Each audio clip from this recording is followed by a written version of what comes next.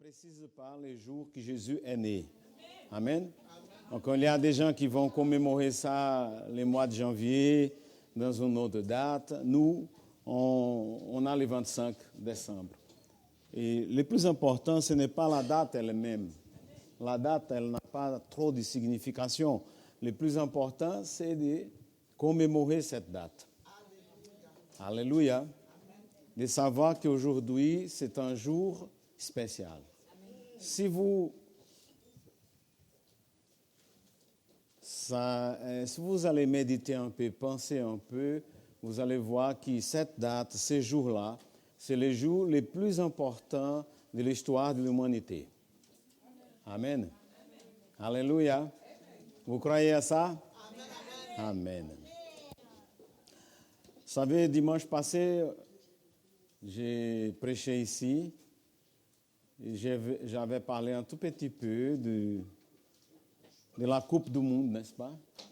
Du football. Et on pensait que la France allait être championne, n'est-ce pas? Mais j'avais dit, si elle était championne ou pas, on devrait être dans la joie. Amen. Alléluia. Parce que notre joie ne doit pas être déposée tout simplement dans des choses du monde comme ça. Ces choses, elles viennent et elles passent. Alléluia. Mais notre Seigneur, il ne passe jamais. Alléluia. Amen. Alléluia. Amen. Qui a marqué le but de la France? Mbappé. Amen. Qui était le pire joueur de la France pendant ce match? Qui?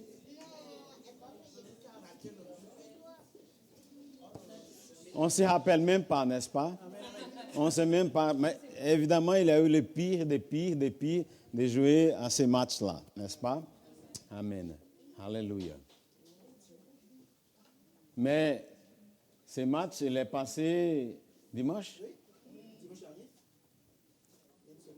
Une semaine, 7 jours. Mais on ne se rappelle même pas qui était le plus mauvais.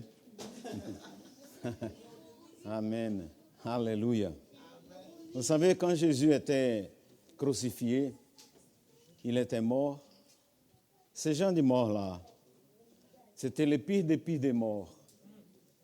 Simplement, les gens les plus mauvais qui existaient à cette époque et qui étaient menés à ces gens de morts. Mourir crucifié. C'est tellement vrai que les jours même que Jésus est mort, il y avait 2 autres voleurs, assassins. Un à sa droite, une à sa gauche. Comment s'y appeler les 2?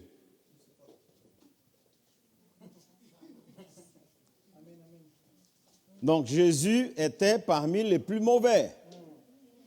Ça fait plus de 2000 ans. Il était parmi les plus mauvais. Mais on se rappelle encore d'aujourd'hui de lui, n'est-ce pas? Vous croyez que ça c'est par hasard? Si nous ne sommes même pas capables de rappeler qui était le plus mauvais de ces matchs, qui est passé à 7 jours passés, comment on se rappelle encore aujourd'hui de quelqu'un qui est mort comme le plus mauvais des êtres humains? Est-ce que vous avez déjà s'arrêté pour penser à ça? Pourquoi on se rappelle d'un homme comme celui-là? Pourquoi on parle tellement de lui? Pourquoi Louis est tellement persécuté aussi? Alléluia. Amen. Une fois, j'étais en train de prier. À cette époque, je faisais mon doctorat. Pasteur Jonathan, Nathalie, ils ont vécu avec moi tous ces moments-là, presque 5 ans, de beaucoup de travail, beaucoup d'efforts, beaucoup de moments très, très, très difficiles. Mais vous savez, pendant tous ces 5 ans-là, à chaque après-midi, parce que là-bas où je faisais mon travail de recherche, il y a une petite forêt en bois qui est derrière les restaurants. Donc, on avait à peu près 1h30 pour le déjeuner. Et normalement, j'allais déjeuner. Et après le déjeuner, j'ai rentré dans ces bois-là et j'allais prier. Amen. J'ai prié en langue tout le temps dans ces bois. Parce que tous les moments, tous les instants, pendant presque 5 ans, les mauvais venaient à moi, dans ma tête, dans ma pensée, pour me dire que je n'avais pas la capacité de finir ce doctorat. Amen. Vous savez, ça c'est un vrai combat. Hein? Un vrai combat. Et un très grand combat. Parce que là, c'est toi et toi. Et cette voix qui dit, tu ne peux pas, tu n'es pas capable, tu sais d'où tu viens, etc., tous les moments. Mais, qu'est-ce que je faisais? J'allais prier. J'allais parler avec mon Seigneur. Et j'allais prier, j'ai marché 30-40 minutes dans les bois en priant en langue.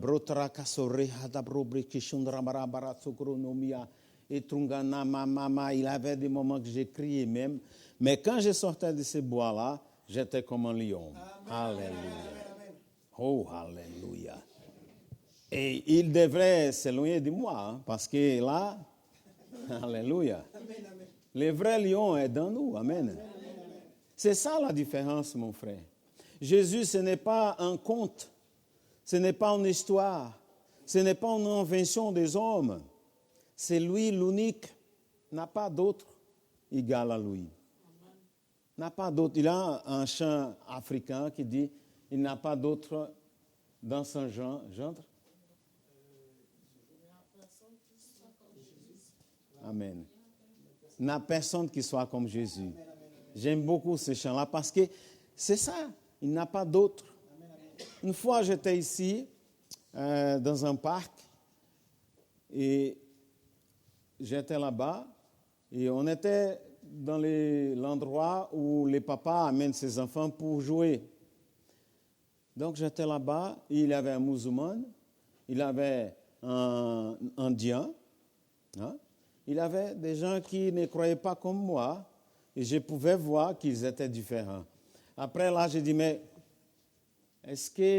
pourquoi je peux dire à ces hommes-là? Parce qu'ils étaient des bonnes personnes, hein? On voyait qu'ils étaient des bonnes personnes. Ils n'étaient pas des mauvais, ils étaient des bonnes personnes. On pouvait voir que c'était des gens droits, des gens corrects, des gens... Je pouvais observer leur comportement et je pouvais évidemment voir que c'était des bonnes personnes. Mais je dis, mais comment je peux dire à ces gens-là que Jésus est l'unique, que Jésus est l'unique Seigneur? Comment? Est-ce que ça, c'est quelque chose que moi, personnellement, je dis, bon, je crois comme ça et c'est tout. Et donc, je me trouve meilleur qu'eux parce que Jésus, ils n'ont pas. Mais comment je peux véritablement montrer à ces gens-là que la vérité est avec moi et pas avec eux? Parce que Jésus, il a dit, hein, je suis le chemin, la vérité et la vie. Personne ne vient au Père, sinon à travers moi. Vous savez une chose, mon frère. Hier, j'ai parlé ça avant qu'on dîne avec toute ma famille. J'ai pris la parole, j'ai prêché un tout petit peu à eux en disant la suivante chose. Jésus, c'est l'unique. N'a pas d'autre égal à lui. Et voilà, ni Bouddha, ni Mahomet, ni personne a dit je suis le chemin, la vérité, la vie. Personne ne vient au Père sinon à travers moi. Personne n'a dit ça. Soit quelqu'un qui dit un truc comme ça, soit il est fou, complètement fou, ou soit il est la vérité véritablement. Donc, s'il était fou, ça fait 2000 ans, hein? Et là, on sait que c'est la vérité. Vous savez, c'est lui qui vous parle là. C'est lui qui vous parle. C'est un homme qui était complètement transformé par qui? Jésus. Ce n'était pas un médecin qui m'a transformé. Ce n'était pas une théorie. Ce n'était pas une philosophie. Ce n'était pas parce que j'ai beaucoup étudié. Non, mon frère. C'était lui. Le moment qu'il est rentré dans mon cœur, ça m'a changé jusqu'à aujourd'hui. Complètement. Alléluia. Et c'est lui l'unique qui peut faire ça. Il n'y a pas d'autre. Alléluia. Alléluia. Gloire à Dieu. Il n'y a pas d'autre, mon frère. Alléluia. Et vous savez, on va regarder dans la Bible. Parce que la Bible, c'est la parole de Dieu. À nous, il nous faut connaître cette parole. Cette parole, elle a de la puissance, mon frère. Cette parole n'est pas ma parole, ni ta parole. Cette parole est de lui. Et lui, il a toute puissance. Et la Bible dit que Dieu n'est pas un homme pour mentir. Alléluia. Ce qu'il dit, il accomplit. Il y a de la puissance ici. Ça peut transformer ta vie. Ça peut transformer la vie de ta famille. Ça peut transformer la vie de tes voisins même. De tes ennemis. Alléluia. Oh, alléluia. Ça peut transformer la France. Oh, alléluia. Oh, alléluia. Ça peut transformer l'Afrique. Oh, alléluia. Gloire à Dieu. Vous savez, moi, depuis tout petit, j'étais sûr que je suis venu au monde pour contribuer dans l'avancement du monde, le développement du monde. C'est pour ça que je me suis dédié à étudier. J'aime beaucoup étudier, mon frère, ma soeur. C'est pour ça que je suis venu en France, pour étudier, pour faire des études. J'étais parmi les meilleurs dans mon domaine. Alléluia. Mais Dieu m'a dit, il m'a dit une fois, il m'a dit comme ça, il m'a dit, vous savez, l'humanité n'a pas besoin des inventions nouvelles pour se devenir meilleure. L'unique chose que l'humanité a besoin, c'est de mon amour. De mon fils Jésus. Parce que c'est lui l'unique qui peut transformer quelqu'un. Quand quelqu'un reçoit Jésus, il change à jamais. Et avec lui, le monde. Quand on vient et on reçoit Jésus, on devient meilleur. Alléluia. Amen. Gloire à Dieu. La Bible dit qu'on devient une nouvelle créature. Dit que toutes les choses anciennes sont passées. On devient nouveau. Alléluia. Amen. Et que l'esprit du péché, ça part de nous. Et on reçoit l'esprit de sainteté. Alléluia. Amen. C'est ça que le monde a besoin, mon frère. Amen. On examine et on voit là, chaque fois, chaque jour, les gens du monde sont pires. Maintenant, ils ont inventé un nouveau nom pour mensonge. Au Brésil, hein, ça c'est... Ils appellent fake news. Est-ce qu'il a ça en France? Hein? Fake news. Fake news. C'est un mot en anglais qui ça veut dire mensonge. Et combien de fake news il y a? Vous savez, je suis tombé tellement des fois dans des fake news, dans des supermarchés ici en France, que maintenant c'est difficile à moi de tomber. Hein? Je ne sais pas si tu as déjà tombé dans des fake news comme ça.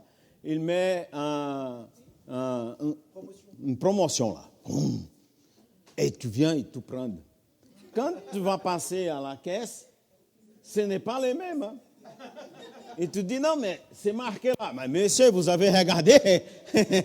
Et avec des petites lettres, c'est marqué, oui, tout. Ils mettent des choses différentes. Et là, j'ai pensé, c'est parce que le truc est fini, puis des gens ont mis d'autres choses là-bas à la place. Mais non, tellement j'ai tombé dans ces pièges, j'ai dit, ça c'est exprès.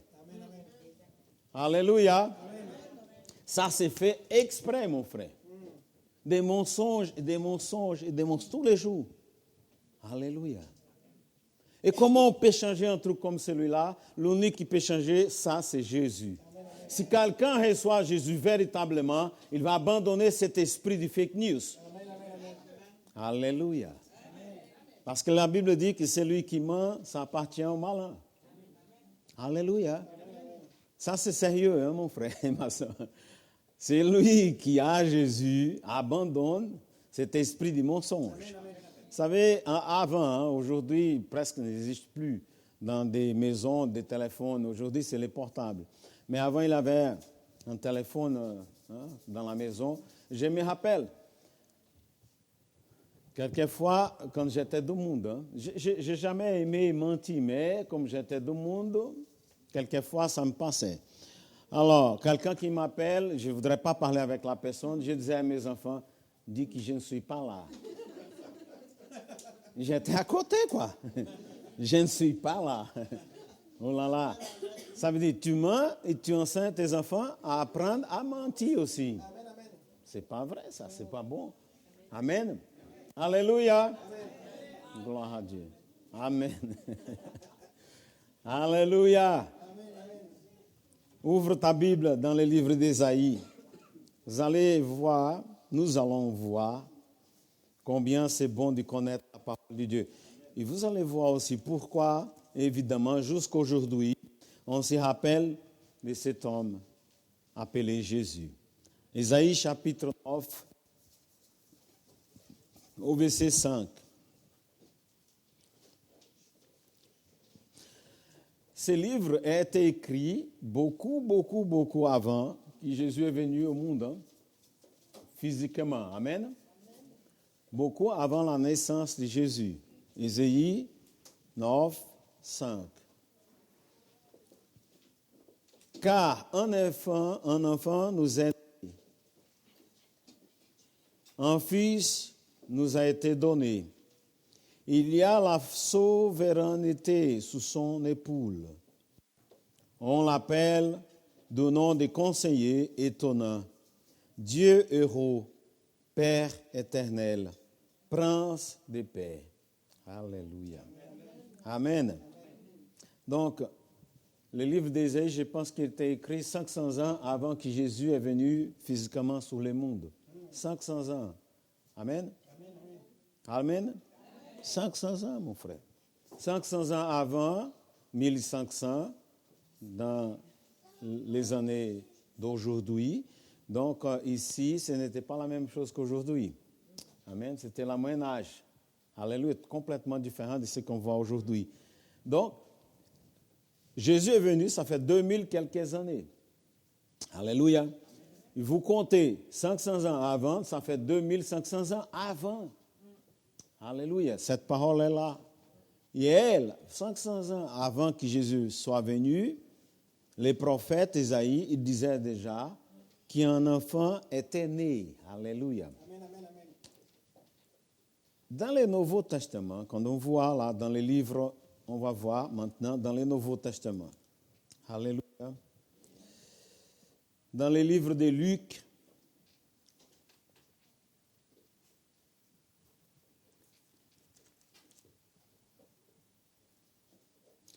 au chapitre 1 du livre de Luc, au verset 26. Luc 1, 26.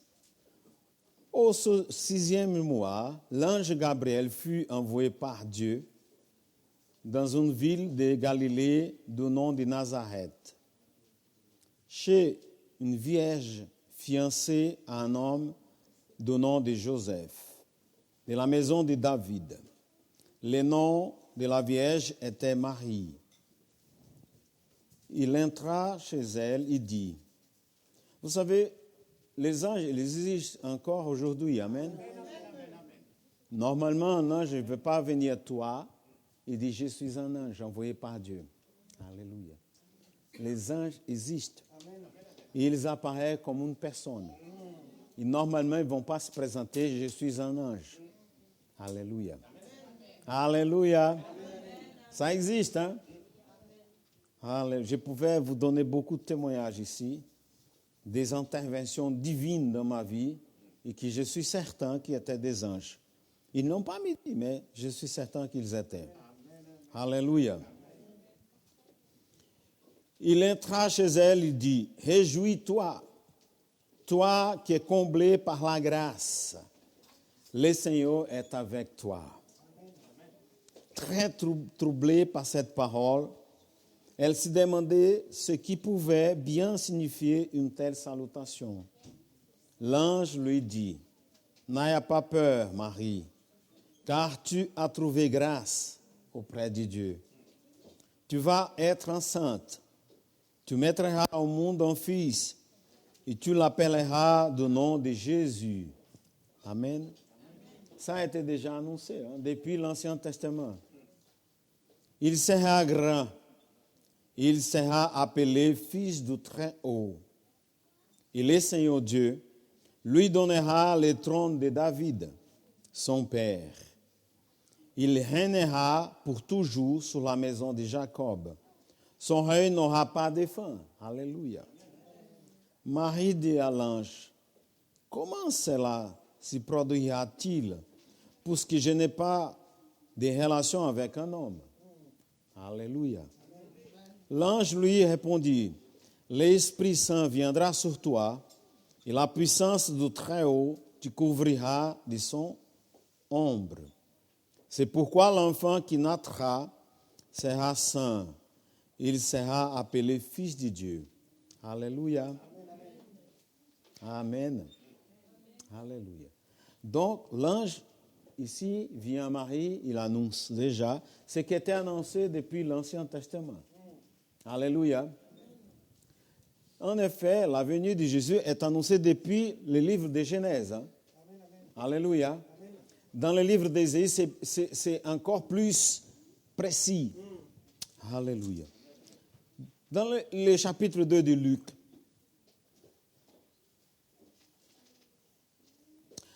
Luc 2, 8, il y avait dans cette même région des bergers qui passaient dans les champs les veilles de la nuit pour garder leurs troupeaux. L'ange du Seigneur souvent devant eux, et la gloire du Seigneur s'y mit à briller tout autour d'eux. Ils eurent très peur. Mais l'ange leur dit, n'ayez pas peur, car je vous annonce la bonne nouvelle d'une grande joie qui sera pour tous les peuples. Aujourd'hui, dans la ville de David, il vous est né un sauveur qui est le Christ, le Seigneur. Donc, il n'a pas d'autre sauveur, mon frère. Alléluia. Il est unique dans son gendre. Alléluia. Amen. Et vous savez, on sait les conditions que Jésus est né. Il est né dans un étable, on dit comme ça, des animaux, parce que les hôtels dans cette région étaient complètement remplis. Il est né dans des étables des animaux. Il est né avec les animaux. Quelquefois, on peut penser, mais on parle de lui parce que lui, il fait des miracles.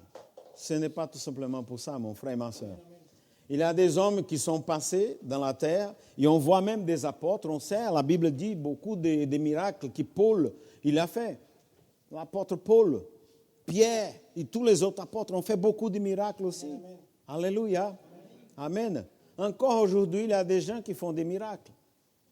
Il existe beaucoup même. Amen. Alléluia. Ce n'est pas pour ça qu'on se rappelle de Jésus, tout simplement parce qu'il a fait beaucoup de miracles.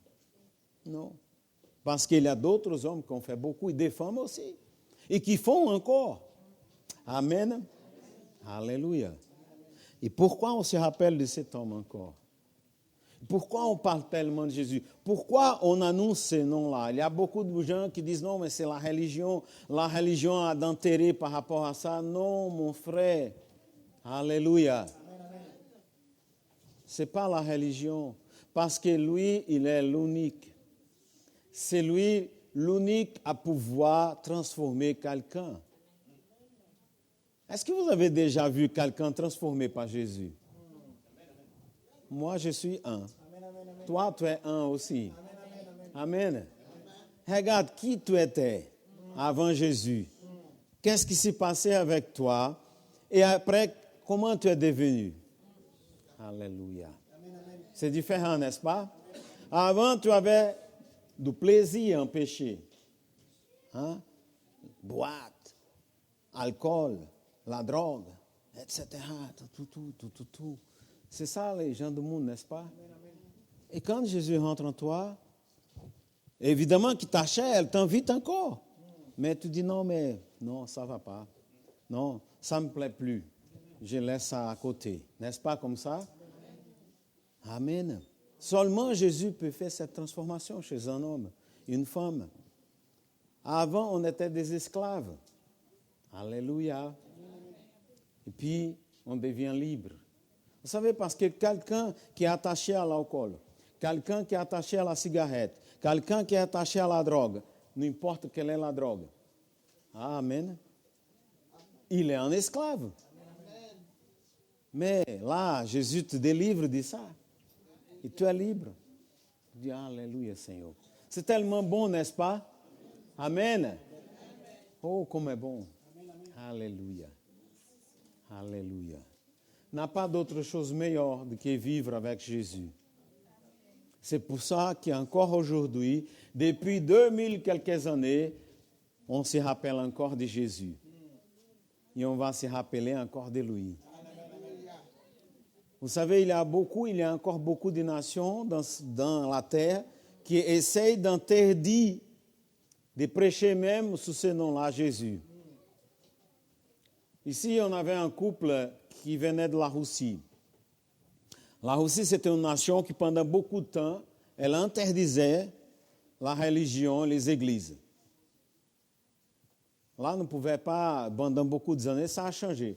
Mais pendant beaucoup d'années, il ne pouvait pas exister des églises, ni prêcher au nom de Jésus.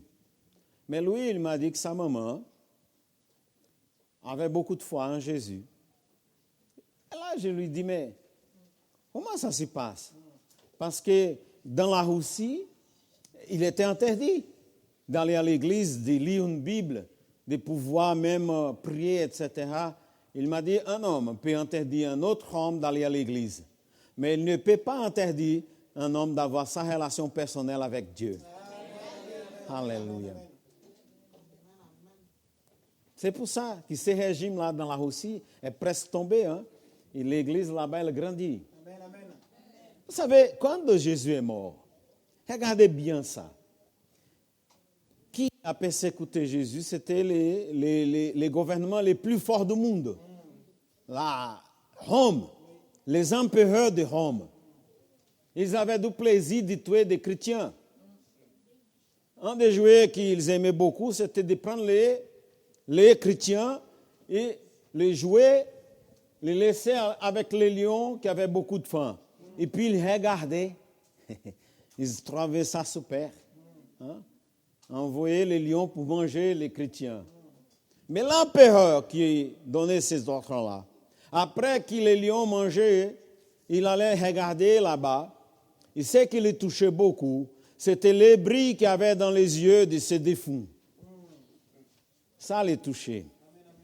Parce que même moi, les yeux brillaient encore beaucoup. Alléluia. Je ne sais pas toi, mon frère, ma soeur, mais moi, j'ai déjà vu des gens. Pasteur Jonathan était avec nous quand on était allé dans un hôpital, parce qu'ici, on a prié pour un monsieur qui était d'origine portugaise, et il avait un cancer dans la phase terminale. On était allé dans sa maison, on a prié pour lui, il a eu une amélioration immense, superbe. Mais vous savez, il y a des gens qui peuvent être guéris, mais qui après peuvent retomber. Ça dépend de leur foi. Amen. Vous savez, une fois, je me rappelle, je ne sais pas si Pasteur Jonathan était à cet instant dans notre église. Parce que je disais là-bas, quand on était à De Lyon, le culte de mardi, mercredi, c'est le culte des miracles. Je disais, je défiais les gens, vous pouvez amener ici des aveugles, etc., que Jésus va guérir. Un jour, là-bas, on était au premier étage. Il avait un escalier. J'ai vu les gens qui amenaient une jeune femme blanche, française blanche, dans leurs bras. Elle ne pouvait pas marcher. Elle était comme ça. Tu étais à l'église à cet instant-là. Elle était comme ça. J'ai dit, oulala, aujourd'hui, ils ont fait exprès. Hein? Alléluia. J'ai dit, aujourd'hui, les frères ont fait même un télétest. Mais depuis beaucoup de temps, mon frère, parce que j'aime beaucoup prier pour les gens malades, j'ai appris une chose car le Saint-Esprit m'a montré ça. Une fois, j'avais peur. Moi, quand j'ai commencé à prier pour les malades, Quand quelqu'un disait, c'est mal à la tête, c'est mal aux jambes, j'allais. Hein. Mais quand quelqu'un disait, c'est les cancers, j'ai dit non. Cancer. Parce que j'avais peur d'aller là-bas prier, de ne pas être guéri, et puis ma réputation tombée. Et un jour, j'étais invité pour prier pour une jeune fille qui avait un cancer au sein. Et je disais non, je ne vais pas. Et un jour, le Saint-Esprit m'a dit, mais qui guérit? J'ai dit, c'est Jésus. Il dit, donc, tu n'as pas de réputation. Amen, amen, amen. Alléluia. Ce n'est pas toi qui guéris, c'est moi. Vas-y. Alors, quand j'ai vu la fille, je dis, oh là là, les frères aujourd'hui. Mais il n'y avait pas beaucoup de monde dans l'église. On a fait un cercle comme ça, tous asseyés. Et j'ai regardé dans ses yeux, j'ai vu qu'elle avait foi pour être guérie. Donc, j'ai commencé à prêcher la parole de Dieu, parce que cette parole, elle a de la puissance, mon frère. Ce n'est pas ma parole, c'est de Dieu. Moi, je crois à cette parole. Et j'ai prêché sur la guérison, sur les miracles, et elle était là. Et je lui ai dit, au moment que j'irai chez toi, là, et que je vais mettre ma main sur toi, sur ta tête, au moment que je te donne un ordre, tu vas te lever et tu vas marcher. Elle m'a regardé comme ça. Elle ne pouvait pas, mon frère, elle était comme ça. Hein? C'était une maladie qui n'avait pas de guérison. J'ai mis la main, j'ai dit, debout, au nom de Jésus, elle s'est mise debout. J'avais peur qu'elle tombe, j'ai pris ses mains, et j'ai dit, marche avec moi au nom de Jésus. Elle marchait normalement. Et là, j'ai senti qu'elle avait la foi, j'ai dit, cours au nom de Jésus. Elle a commencé à courir dans l'église. Oh, alléluia. Là, c'était un moment dans ma vie très spécial. Parce que la présence de Dieu, c'était complète dans l'église. Les gens qui étaient là-bas, ils s'embrassaient comme ça, ils se faisaient des bisous. Nathalie était là-bas ce jour, non. Mais Pasteur Jonathan était. Tu te rappelles de ça? Quelle présence sainte. Elle avait 2 enfants. Un qui portait des lunettes. Il vient à moi, dit, pasteur, priez-moi parce que je ne vais plus porter des lunettes. Et vous avez guéri ma maman. J'ai dit non, ce n'était pas moi, c'était Jésus. Il dit non, prie sur moi. J'ai prié, il a enlevé, il dit, je vois normalement. Alléluia. L'autre petit à elle, il vient à moi, il m'a dit, pasteur, si j'étais le président de la France, j'allais amener la religion à la France. Parce que la religion a guéri ma maman. J'ai dit, ce n'était pas la religion, c'est Jésus. Amen. Alléluia. Amen. Amen. Mais j'ai su qu'elle était tellement contente quand elle est rentrée dans la maison. Elle est passée toute la nuit en train de nettoyer sa maison. Parce que ça faisait des temps qu'elle ne pouvait pas faire ça. Quoi. Et son mari disait, vas-y, tu coucher, tu n'es pas guéri, tu es malade. Les malins. Vous savez que les malins peuvent utiliser des gens à ton côté? Il l'utilise. Quelquefois, la personne ne sait même pas qu'elle est utilisée par des malins. Hein? Et il l'a bombardée avec ces messages-là. Tu n'es pas guéri. Enlève ça de ta tête. Tu es malade. Les médecins ont dit que tu n'avais pas de guérison. Comment? Mais si maintenant, elle marchait, elle faisait tout maintenant. Bon, je pense qu'au bout d'un certain temps, elle a cru à ça, elle est retombée. Donc, ces messieurs-là, les Portugais, les médecins ont constaté qu'il y a une nette amélioration. Mais peut-être quelqu'un qui commence à... Quelquefois, les médecins lui-même, hein, les médecins, il va te dire, tu ne peux pas. Vous savez, ici, dans notre église, on a un miracle, Johan a un miracle. Parce que Nathalie, elle est tombée enceinte, je pense, 3 ou 4 fois. 4 fois. Et elle a avorté. Ça ne pouvait pas venir. Jusqu'au moment que les médecins disaient, arrête, tu ne peux plus. Elle est venue à moi. Elle m'a dit, pasteur, le médecin m'a dit d'arrêter. Moi, je suis aussi médecin. Hein? Je connais la médecine. Je suis médecin vétérinaire. Mais je suis médecin. Amen. Et nous, les vétérinaires, je peux vous dire, on étudie plus que les médecins. Hein? Oui. Parce que vous savez, les médecins, ils ne travaillent qu'avec une espèce, l'être humain. Nous, on doit travailler avec la fourmi et l'éléphant, quoi. Ah oui, il y a des gens qui amènent une petite fourmi. Ma fourmi est malade, docteur. Et quelquefois, tu es invité à guérir aussi un éléphant. Il faut savoir qu'ils ne sont pas la même chose. Alléluia. Ou même un poisson. Qu'est-ce qu'il y a? C'est complètement un poisson différent d'un oiseau. Mais quelquefois, tu dois traiter un poisson.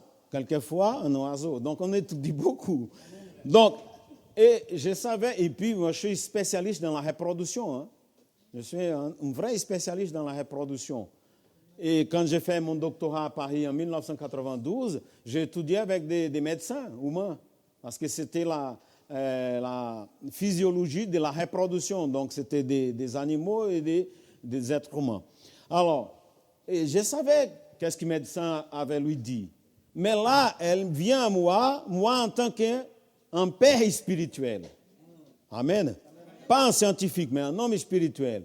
Et moi, j'ai dit, Nathalie, fais comme ton cœur dit à toi de faire. Moi, je ne dis pas à elle qu'il faudrait arrêter ou aller. Et elle a cru, et elle était allée, et je en ai là. Alléluia. Amen. Et ça, c'était une des volontés les plus grandes que Pasteur Jonathan avait, c'était d'avoir un fils. Amen. Et Dieu lui a aussi fait ses cadeaux. Mais c'est un vrai miracle. Amen. C'est un vrai miracle. Donc, ce Portugais-là, après, il est retombé, il était allé à l'hôpital. Tout ça, c'est juste pour dire la fin de cette histoire. Et les médecins ont dit qu'il n'y a que quelques heures, de vie. Et on était allé, moi, Pasteur Jonathan, je me rappelle, je pense que même Pasteur Freddy était allé à cet instant-là. Et on est rentré dans la chambre. Et lui, il savait qu'il allait partir. Mais ce qui m'a appelé l'attention de cet homme, parce que quand on était allé prier pour lui la première fois, il n'avait pas la foi. Mais il a donné sa vie à Jésus. Amen. Et là, il avait les bris dans les yeux. Il a dit, pasteur, on va se retrouver là-bas, au ciel. L'unique qui peut faire ça, cette certitude, c'est Jésus. La certitude du salut. Moi, aujourd'hui, avant, j'ai discuté beaucoup avec les Français. Hein, parce que vous savez, il y a beaucoup de Français qui ne croient pas, Français blancs, qui ne croient pas à Jésus. Amen. Et avant, je discutais. Aujourd'hui, le Saint-Esprit m'a donné une stratégie. C'est juste une question que j'ai faite. J'ai dit, quand tu vas mourir, tu vas où? Hein? Quand on mort, c'est la fin. J'ai dit, tu vas où? J'ai dit, il faut que tu saches ça. Il faut à toi de savoir ça. Toi, là, qui est là aujourd'hui, quand tu mourras physiquement, tu iras où? Où tu iras? Où tu iras? C'est ça qui compte, mon frère. Parce que la mort physique, c'est quelque chose qui vient. Sauf si Jésus vient avant, dans notre vie. S'il vient avant, on ne va pas passer par la mort physique. Sinon, on doit passer. Mais le plus important pour nous, les chrétiens, ceux qui ont Jésus, c'est parce qu'ils ont la vie, la vraie vie. Et c'est ça qui compte. Parce que cette vie-là, si tu auras 120 ans, au bout du moment que tu feras 120 ans, et tu regardes arrière, tu verras que ça a passé trop vite. Oh, alléluia. Mais quand tu passeras de cette vie-là, pour la vie éternelle, là, ça sera éternel. 1 million d'années là-bas, c'est rien, parce que ça ne passe jamais. Mais tu iras où? Où tu iras? Est-ce que tu as cette certitude? Parce que l'unique qui peut donner cette certitude, ce n'est pas une religion, ce n'est pas une philosophie, ce n'est pas un médecin, ce n'est pas un prêtre, c'est Jésus en toi. Amen. Alléluia! Et c'est pour ça que ce Portugais-là, il avait l'espérance dans ses yeux. Il avait les bris que seulement Jésus peut donner. Et il était sûr que cette vie qui était derrière lui, ça ne vaut rien du tout. Mais que lui, il a obtenu la couronne du salut. Alléluia. C'est ça qui compte, mon frère. Alléluia. Est-ce que tu as cette certitude? C'est ça qui compte. L'argent ne t'accompagnera pas. Même si tu as des millions, des billions, au moment que tu es mort, c'est fini. Hein? Même pas un centime tu amènes avec toi. Alléluia. Il avait un homme trop riche et qui aimait beaucoup l'argent. Il a dit à son épouse, et lui, il était tellement comme ça qu'il ne donnait même pas un sou à son épouse. Hein. Et il était tellement comme ça que quand il a dit à sa femme, vous êtes une femme obéissante, donc je sais que vous allez obéir mon dernier désir. Elle dit oui, toujours. La femme, elles sont sages. Hein? Alléluia. Alléluia. Beaucoup plus sages que nous les hommes. Lui dit, quand je serai mort, tu mets tout mon argent avec moi. Hein? Je veux que mon argent m'accompagne dans la tombe. Elle dit, promis. Oh, il est mort. Qu'est-ce qu'elle a fait? Elle a fait un chèque en son nom, avec tout ce qu'elle avait là mis dedans. Un chèque au nom du défunt. Non, seulement lui peut retirer ça. Et elle dit, bon, j'ai accompli sa volonté. Mais même le chèque, il ne peut pas amener, mon frère. Alléluia. Alléluia. Gloire à Dieu. Les femmes, il faut que les hommes puissent... Écoute tes femmes, hein? Elles sont beaucoup plus sages que toi. Amen. Alléluia. Au moins, quand j'étais en Afrique, au Kenya, j'ai vu ça. J'ai vu aussi au Burkina Faso, mais j'ai vu plus au Kenya. Là-bas, au Kenya, les commerces, hein, tous les commerces que j'ai vus, ils étaient dominés par les femmes. Hein. J'étais étonné avec ça. J'ai dit, oulala, c'est super ça. Ouais, je pense que les hommes-là sont sages parce qu'ils ont appris.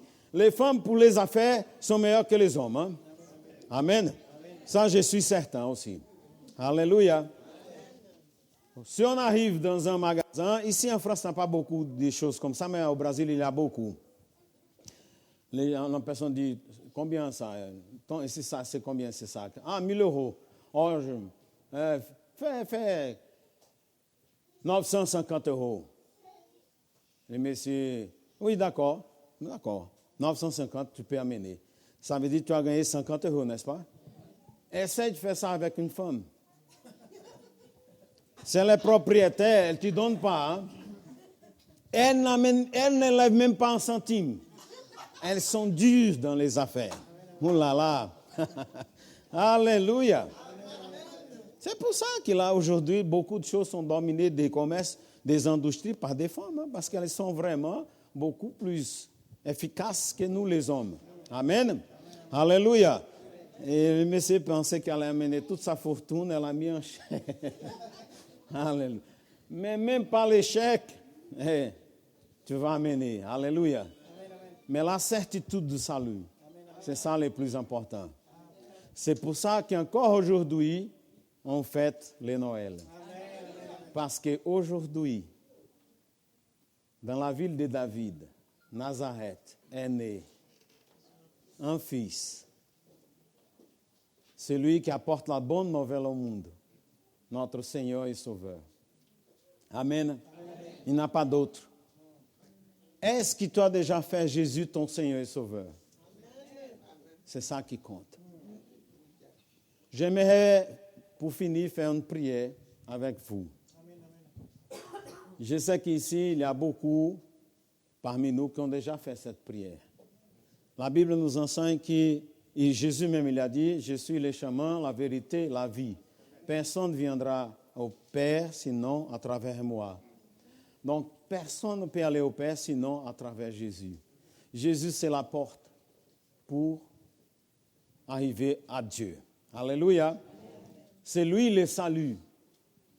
Et la Bible nous enseigne dans le livre des Romains comment on peut avoir ce salut. Il dit, la parole est près de toi et dans ta bouche et dans ton cœur. Si toi, tu confesses avec ta bouche et tu crois dans ton cœur que Jésus est le Seigneur et Sauveur et qu'il est le Fils de Dieu, l'unique, tu seras sauvé. Amen, amen. Donc la prière que j'aime bien faire, c'est exactement celle-là. Une prière de confession publique de Jésus. Si tu as déjà fait cette confession publique, alléluia. Amen. Pas de problème de répéter, de la faire encore une autre fois. Et si tu n'as jamais fait, je te vais annoncer quelque chose de superbe. Aujourd'hui, ça sera le jour de ta nouvelle naissance. Ça sera le jour où tu auras les tickets, comme tu as les billets, quand tu achètes un billet d'avion, c'est les billets du salut, d'aller au ciel. Alléluia. D'avoir la couronne du salut. Donc, cette prière, normalement, je la fais comme ça, je vais vous dire, et après on va répéter ensemble. Pas pour l'instant, je vais dire pour que chaque personne puisse avoir la conscience de ce qu'il va répéter avec moi. La prière dit, Seigneur, mon Dieu, je crois à Jésus. Je crois qu'il est ton Fils, qu'il est mort, mais il est ressuscité, il est vivant. Et maintenant, je confesse Jésus comme mon Seigneur et mon Sauveur. Car je me repens de tous les péchés que j'ai pratiqués dans ma vie. Et à cet instant, je ouvre mon corps et ma vie à toi, Jésus. Car je te fasse mon unique Seigneur et Sauveur. Amen. Amen. On va rester debout maintenant, si vous pouvez. Ferme tes yeux. Ça, c'est un moment superbe. Et répète avec moi comme ça. Dis, Dieu, je crois à Jésus. Je crois qu'il est ton Fils. Qu'il est mort. Mais il est ressuscité. Et il est vivant. Et maintenant, je confesse Jésus comme mon Seigneur et mon Sauveur. Car je me repens de tous les péchés que j'ai pratiqués dans ma vie. Et en ce moment, je ouvre mon cœur, ma vie, à toi, Jésus. Car je te fasse mon unique Seigneur et Sauveur. Amen. Alléluia. Pouvez vous asseoir.